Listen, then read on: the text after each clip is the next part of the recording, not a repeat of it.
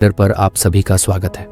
आज हम बात करने वाले हैं the mind is everything, control it और इट कंट्रोल्स यू बुक के बारे में। राजू एक छोटे से गांव का लड़का था।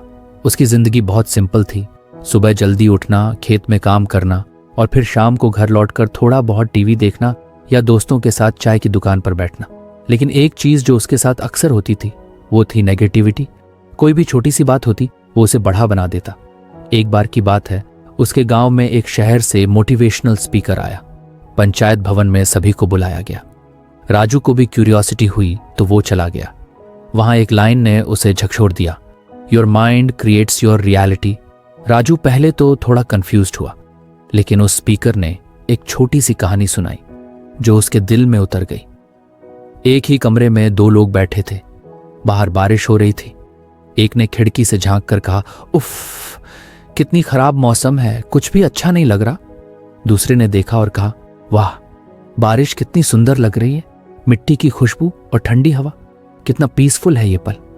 अब सोचो, क्या बारिश बदली? नहीं, बदला तो सिर्फ उनका देखने का नजरिया। राजू को कुछ कुछ समझ आने लगा था। अगले दिन जब वो खेत गया तो यूजुअल की तरह कुछ मुश्किलें आईं। हल खराब हो गया, बीज गिर गए और सूरज भी सिर पर चढ़ा था। पहले की तरह वो चिढ़ गया होता, लेकिन उस दिन उसने खुद से पूछा, क्या मैं इस चीज को अलग नजर से देख सकता हूं? उसने सोचा, हल खराब हुआ तो क्या, इसे ठीक कर लेंगे। अच्छा हुआ कि अभी हुआ, अगर बोनी के बीच में होता तो ज्यादा नुकसान होता। बीज गिर गए तो चलो, एक बार में सारी लाइन सही से लग जाएगी और ये तेज धूप, यही तो असली मेहनत है जो फसल को फल देगी। उस दिन पहली बार उसे लगा कि उसका माइंड उसके एक्सपीरियंस को कंट्रोल कर रहा है। धीरे धीरे उसने अपने नेगेटिव थॉट्स पर ध्यान देना शुरू किया। जब भी कोई सिचुएशन आती, वो अपने आप से पूछता, क्या मैं इसे रिफ्रेम कर सकता हूं? एक बार उसके दोस्त ने उसके सामने मजाक में कहा, तू तो कुछ खास करेगा नहीं, यही रह जाएगा खेतों में। पहले होता तो राजू का मूड खराब हो जाता। वो चुप हो जाता और कई दिन तक उस बात को सोचता रहता। लेकिन उस दिन राजू ने सोचा, ये उसकी ओपिनियन है, मेरी रियलिटी नहीं। शायद वो खुद डर रहा है अपने गोल्स को परस्यू करने से। मैं तो हर दिन कुछ नया सीख रहा हूं। धीरे धीरे उसने अपनी सोच को बदलना शुरू किया। वो एफर्मेशंस करने लगा, I am capable, I am growing, I choose how I feel. अब जब भी कोई चैलेंजिंग मोमेंट आता, जैसे बारिश से फसल खराब हो जाना या पैसे की तंगी, तो वो सोचता, इसमें मेरे लिए क्या सीख है। एक दिन उसका छोटा भाई रमेश बहुत दुखी था क्योंकि उसकी परीक्षा खराब हो गई थी। राजू ने उससे कहा, भाई, माइंड वही देखता है जो तू उसे दिखाता है। अगर तू बोलेगा कि तुझसे नहीं होगा तो सच में नहीं होगा, पर अगर तू बोलेगा कि इस बार समझ आया क्या कमी थी और अगली बार बेटर करेंगे, तो यकीन मान तू कर जाएगा। रमेश थोड़ा हैरान हुआ, भाई तू कब से इतना डीप बोलने लग गया? राजू हंस पड़ा। जब से समझ आया कि दुनिया वैसी नहीं है जैसी दिखती है, वैसी है जैसी हम सोचते हैं। राजू ने अपनी जिंदगी में एक रूल बना लिया, हर इवेंट एक न्यूट्रल चीज है, उसका मतलब मैं डिसाइड करता हूं। एक बार की बात है, एक बड़ा मौका आया शहर में जाकर ऑर्गेनिक फार्मिंग सीखने का। पहले राजू डर गया, सोचने लगा कहीं सबके सामने कुछ गलत बोल गया तो, कहीं लोग हंसने लगे तो। फिर उसने खुद से पूछा, क्या मैं अपने थॉट्स को रिफ्रेम कर सकता हूं? उसने सोचा, अगर हंसेंगे तो क्या, कम से कम मैंने कोशिश तो की, और जो सीखूंगा वो सिर्फ मेरी नहीं, पूरे गांव की तरक्की है। वो गया, सीखा, और जब वापस आया तो एक नया कॉन्फिडेंस था उसके अंदर। अब वो हर सुबह उठकर खुद से कहता, today I choose how I feel, I am the creator of my experience. धीरे धीरे उसका सर्कल भी बदल गया। अब वो ऐसे लोगों के साथ बैठता जो ग्रोथ की बात करते थे, जो कंप्लेंट्स नहीं, सॉल्यूशंस की बात करते थे।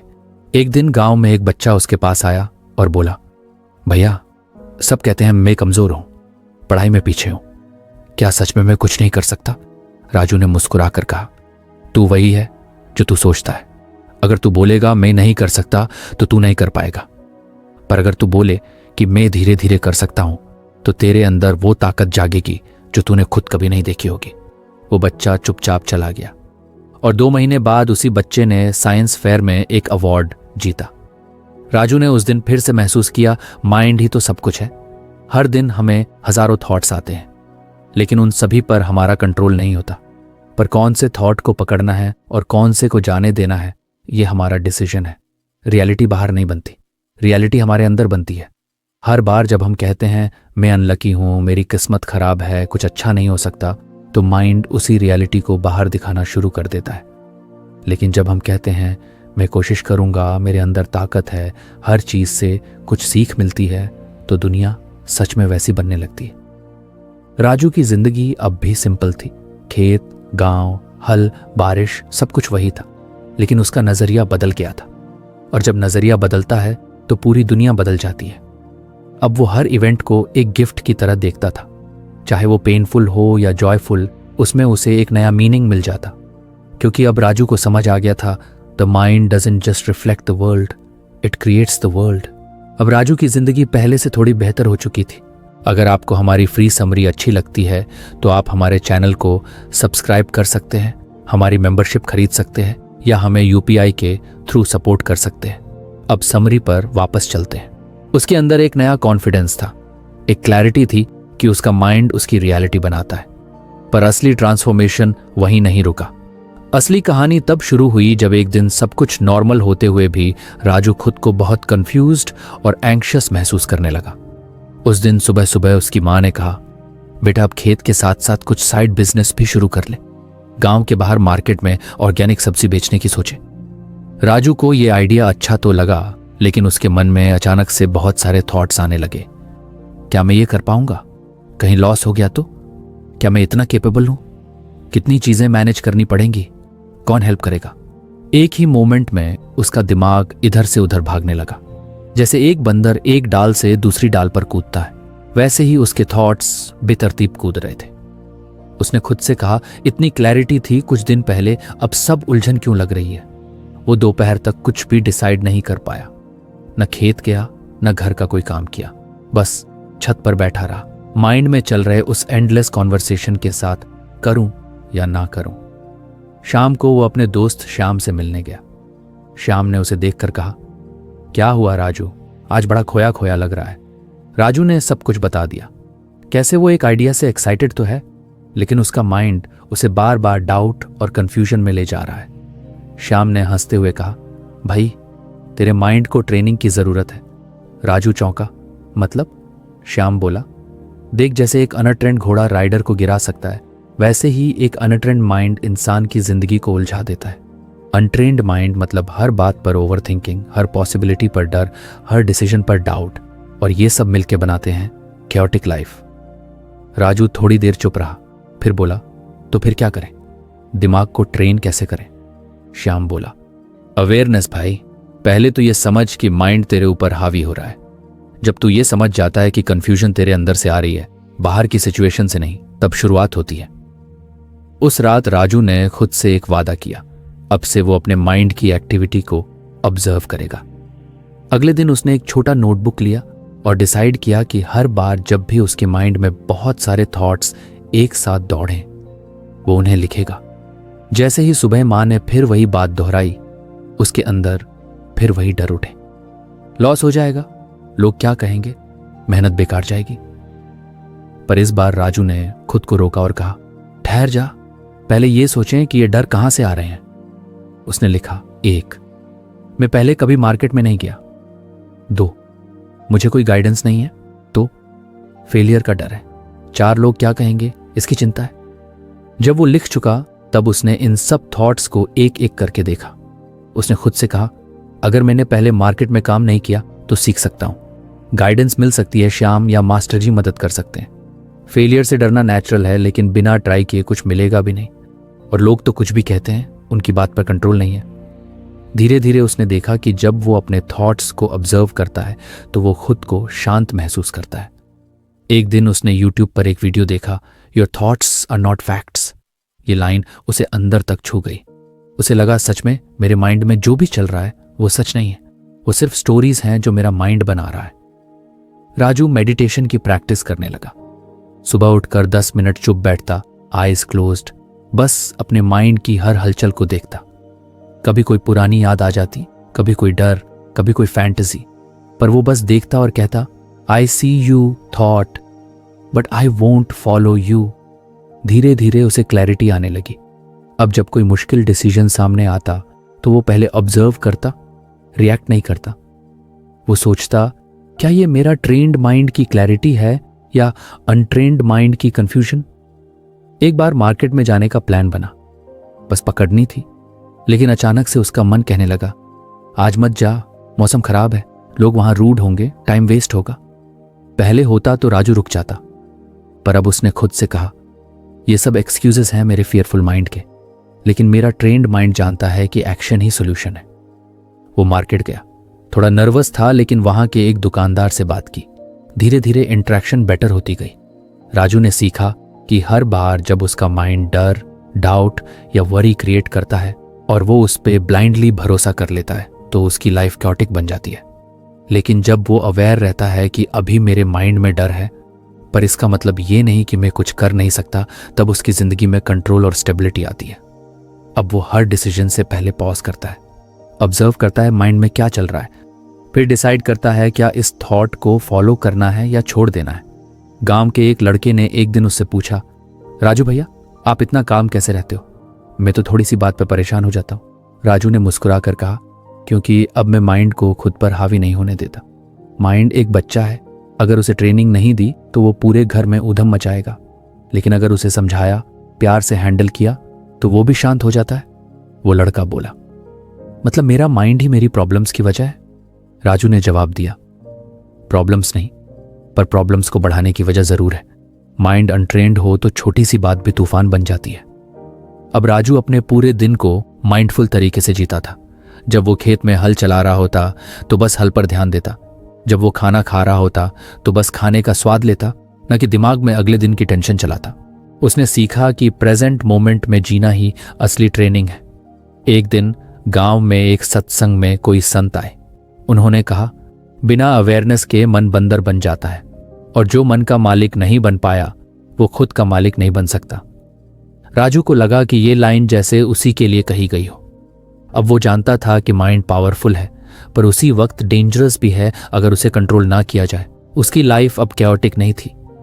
अब वो खुद डिसीजन लेता था, माइंड से नहीं डरता था, क्योंकि उसने अपने अंदर वो अवेयरनेस डेवलप कर ली थी जो उसे हर थॉट को देखने की ताकत देती थी। अब जब कोई चैलेंज आता तो वो घबराता नहीं, बल्कि मुस्कुराता और कहता, चलो देखते हैं माइंड क्या सोचता है और मैं क्या चूज करता हूं। क्योंकि अब राजू जानता था कि untrained mind is like a storm, लेकिन a trained mind is like a calm lake, जिसमें हर चीज साफ दिखती है। और वही क्लैरिटी उसकी जिंदगी को सिंपल, फोकस्ड और ट्रूली पीसफुल बना रही थी। कुछ हफ्ते बीत चुके थे। राजू अब पहले से कहीं ज्यादा शांत, समझदार और अलर्ट हो गया था। वो जान चुका था कि एक अनट्रेन्ड माइंड जिंदगी को कैसे उलझा सकता है और कैसे अवेयरनेस से उसे नियंत्रित किया जा सकता है। लेकिन अभी भी एक गहराई बाकी थी, एक लेयर जो वो खुद भी ठीक से पहचान नहीं पाया था। वो लेयर थी सेल्फ अवेयरनेस की, यानी खुद को अंदर से जानने की एबिलिटी।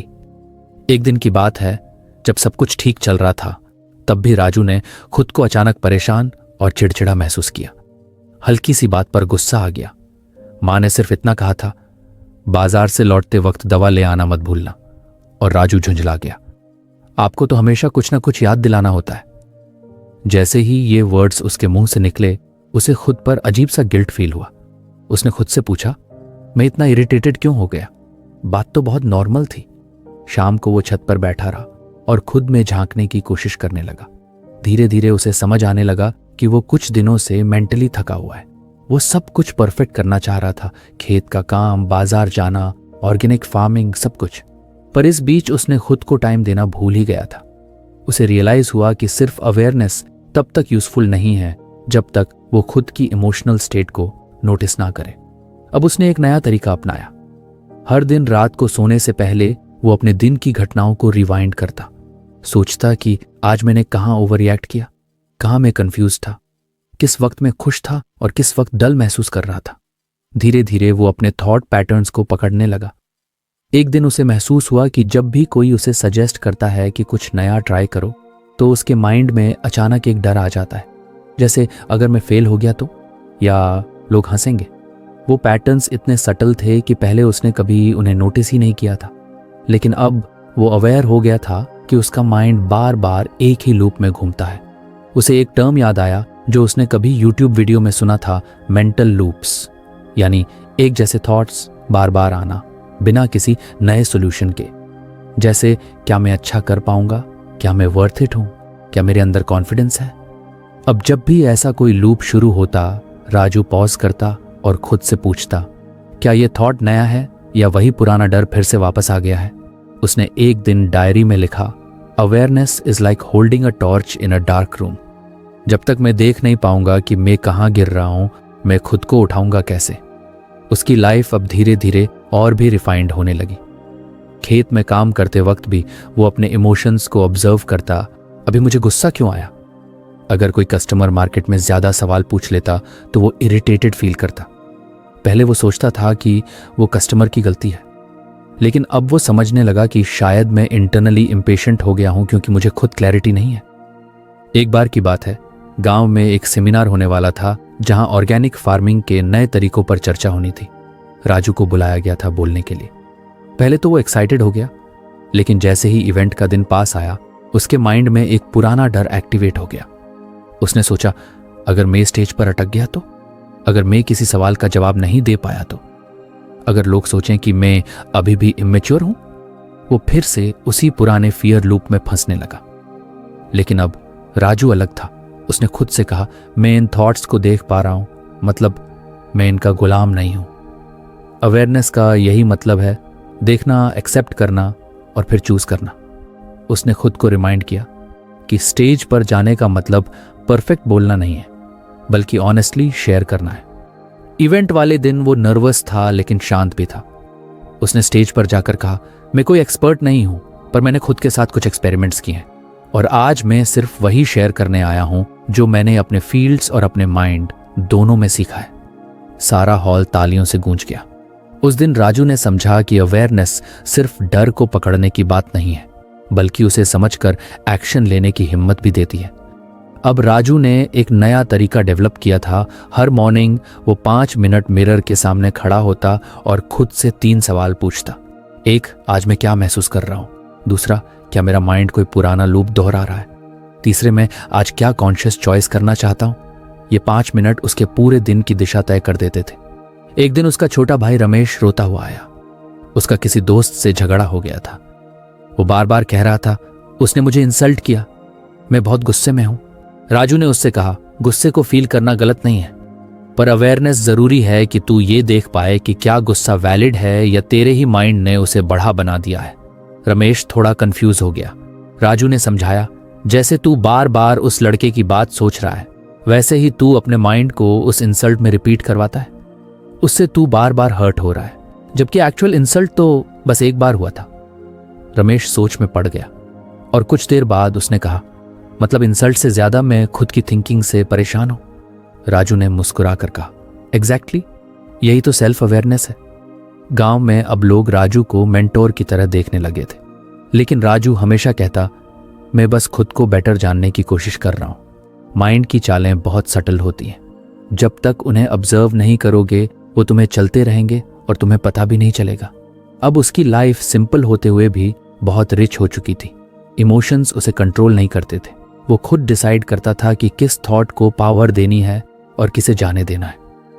एक दिन शाम को जब वो खेत से वापस आ रहा था, आसमान में हल्की बारिश और सूरज की किरणें साथ साथ पड़ रही थी। उस मोमेंट को देखते हुए राजू ने खुद से कहा, ट्रांसफॉर्मेशन कोई बिग इवेंट नहीं होता, ये तो अवेयरनेस से शुरू होता है। और अवेयरनेस का मतलब है हर छोटे थॉट और फीलिंग को नोटिस करना, समझना और फिर उसे कॉन्शियसली हैंडल करना। उसने आसमान की ओर देखा और मन ही मन बोला, thank you mind for all your noise, because only through that noise I learn to hear my own voice. और यही थी उस नए राजू की पहचान, जो अब सिर्फ सोचता नहीं था, बल्कि खुद को देखने और समझने की कला में मास्टर बनता जा रहा था। अवेयरनेस अब उसकी नई शक्ति थी और उसी ने उसकी जिंदगी को एक शांत, स्थिर और मीनिंगफुल जर्नी बना दिया था। अब राजू की जिंदगी में काफी बदलाव आ चुका था। सेल्फ अवेयरनेस की प्रैक्टिस ने उसे अपने इमोशंस और थॉट्स को ऑब्जर्व करना सिखा दिया था। अब वो हर रिएक्शन के पीछे के पैटर्न को पहचानने लगा था।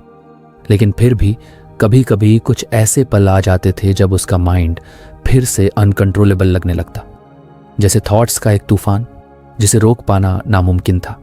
एक शाम की बात है, बाजार से लौटते वक्त रास्ते में उसका पुराने दोस्त सूरज मिला।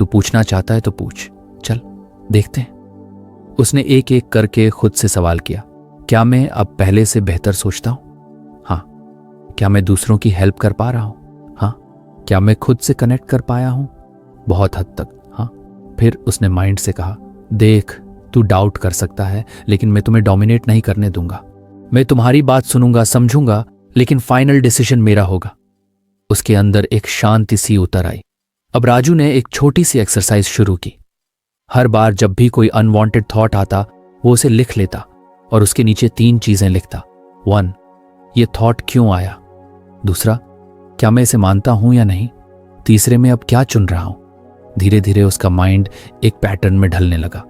उसे समझ आने लगा कि थॉट्स को कंट्रोल करना कोई युद्ध नहीं है, ये तो बस एक प्रैक्टिस है। हर बार चूज करना, बार बार जेंटली रीडायरेक्ट करना।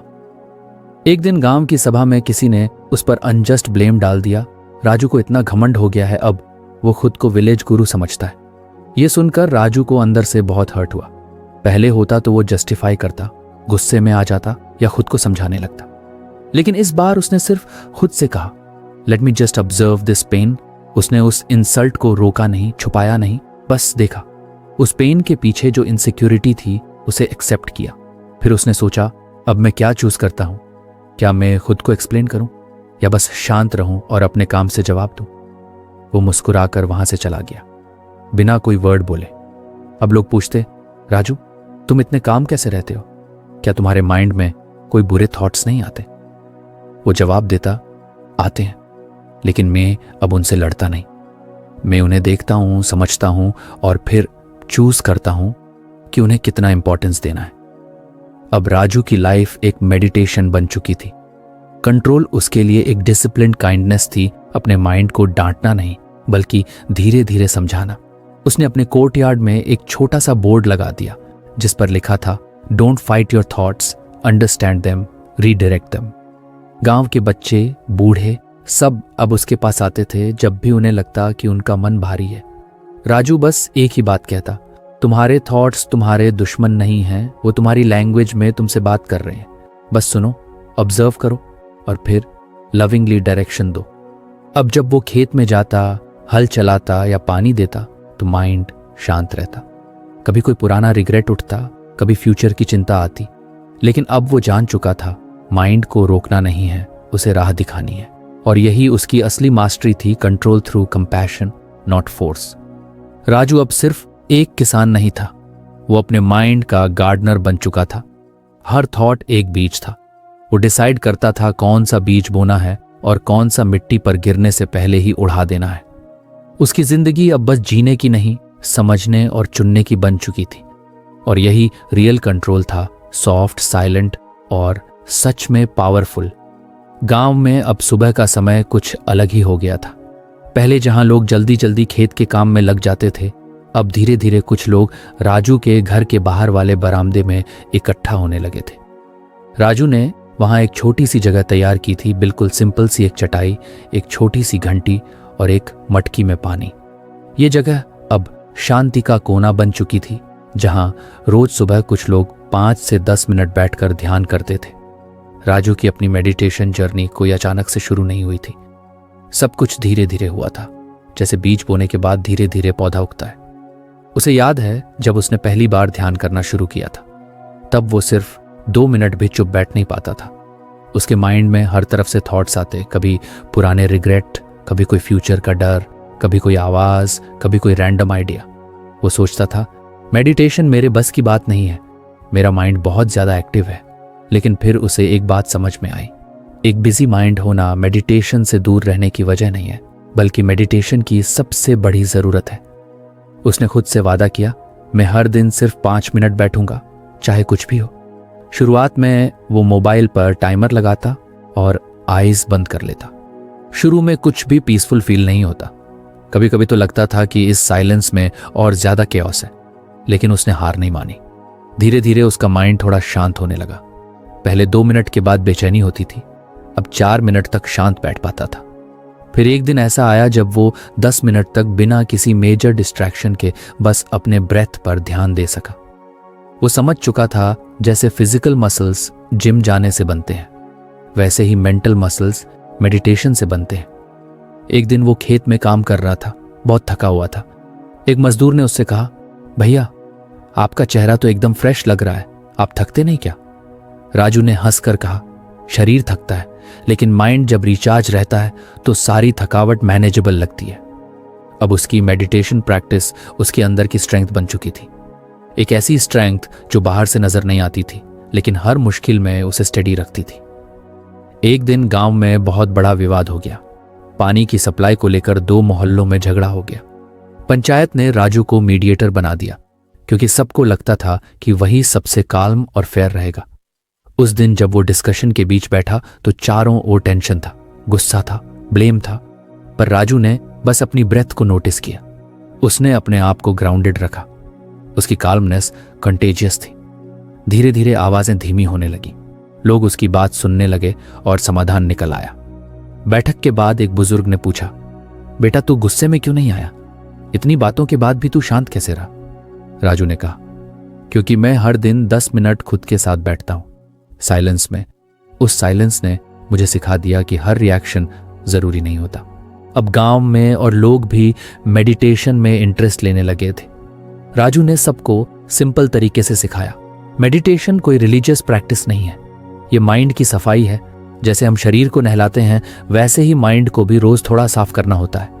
हर दिन सिर्फ 5 मिनट बैठो, आंखें बंद करो और बस अपनी सांसों को महसूस करो। अगर थॉट आए तो उसे जाने दो, जैसे हवा के साथ बादल उड़ जाते हैं। कोई जोर नहीं, कोई गिल्ट नहीं। एक दिन रमेश, जो पहले बहुत रेस्टलेस हुआ करता था, मेडिटेशन के बाद बोला, भैया आज पहली बार माइंड थोड़ा स्लो लगा।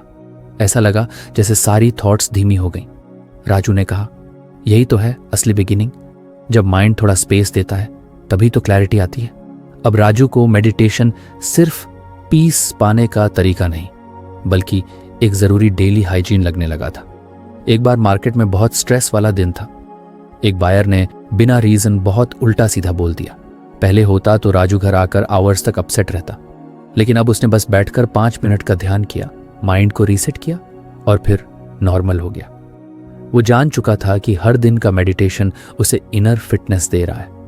जैसे जिम में रोज थोड़ा थोड़ा करके मसल्स स्ट्रांग होते हैं, वैसे ही मेडिटेशन से उसका पेशेंस, अवेयरनेस और फोकस डेली इंप्रूव हो रहा था। एक दिन बारिश हो रही थी और खेत में पानी भर गया था। ज्यादातर किसान परेशान थे, लेकिन राजू बरामदे में बैठा था, ध्यान की मुद्रा में। बारिश की बूंदें पड़ रही थीं और वो बस ब्रेथ को फील कर रहा था। किसी ने पूछा, राजू तू चिंतित नहीं है? राजू ने कहा, चिंता से क्या होगा, एक्शन लेना पड़ेगा, वो लूंगा, पर एक्शन से पहले खुद को शांत रखूंगा। मेडिटेशन ने यही सिखाया है। अब राजू ने मेडिटेशन को अपनी मॉर्निंग रूटीन का हिस्सा बना लिया था। वो कहता था, ये 5 मिनट मेरे दिन की नींव है। अगर ये स्ट्रांग है तो बाकी दिन स्टेबल रहता है। एक बार वो शहर गया एक एग्जीबिशन में ऑर्गेनिक फार्मिंग पर बोलने। वहां बहुत क्राउड था, सब कैमरास, लाइट्स, माइक। पहले तो वो थोड़ा नर्वस हुआ, फिर उसने पीछे जाकर बस 2 मिनट आईज क्लोज की, कुछ डीप ब्रेथ्स ली और खुद से कहा, you are centred, you are clear. Stage पर जाकर उसने इतने काल्म और नेचुरल ढंग से बात की कि ऑर्गेनाइजर्स ने कहा, आपके अंदर एक अलग ही प्रेजेंस है, आप नर्वस नहीं होते क्या? राजू ने मुस्कुराकर जवाब दिया, मैं भी नर्वस होता हूं, लेकिन हर दिन मेडिटेशन करता हूं, इसलिए उस नर्वसनेस को स्पेस देता हूं, उस पर कंट्रोल नहीं देता। अब गांव में जब कोई भी युवा कहता, मुझे माइंड कंट्रोल करना है, तो राजू सिर्फ एक बात कहता, हर दिन 5 मिनट बैठो और कुछ मत करो, बस अपने माइंड को ऑब्जर्व करो। जैसे एक नदी को किनारे से देखते हैं, वैसे ही अपने थॉट्स को देखो। कोई जजमेंट नहीं, कोई एफर्ट नहीं, और धीरे धीरे वही 5 मिनट तुम्हारा सबसे बड़ा स्ट्रेंथ बन जाएंगे। कुछ महीने बाद गांव की स्कूल में मेडिटेशन एक वीकली प्रैक्टिस बन गई। बच्चे अब शांति से बैठना सीख रहे थे और टीचर्स भी खुद को ज्यादा पेशेंट महसूस कर रहे थे। राजू की कहानी अब गांव की नहीं रही थी, वो अब कई और लोगों की जर्नी का हिस्सा बन चुका था। पर उसकी सबसे बड़ी जीत ये नहीं थी कि लोग उसे जानते हैं, बल्कि ये थी कि उसने खुद को जान लिया था।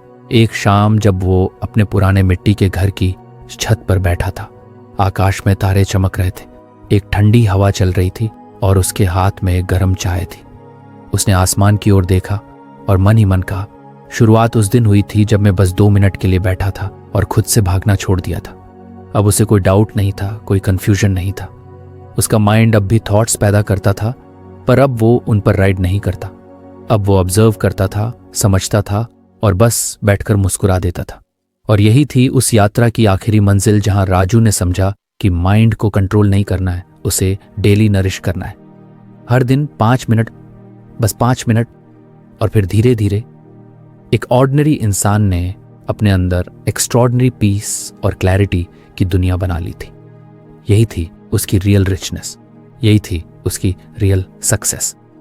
तो फ्रेंड्स, ये थी हमारी आज की बुक समरी। आपको कैसी लगी कमेंट करके ज़रूर बताएं और धन्यवाद आपका समरी एंड तक सुनने के लिए।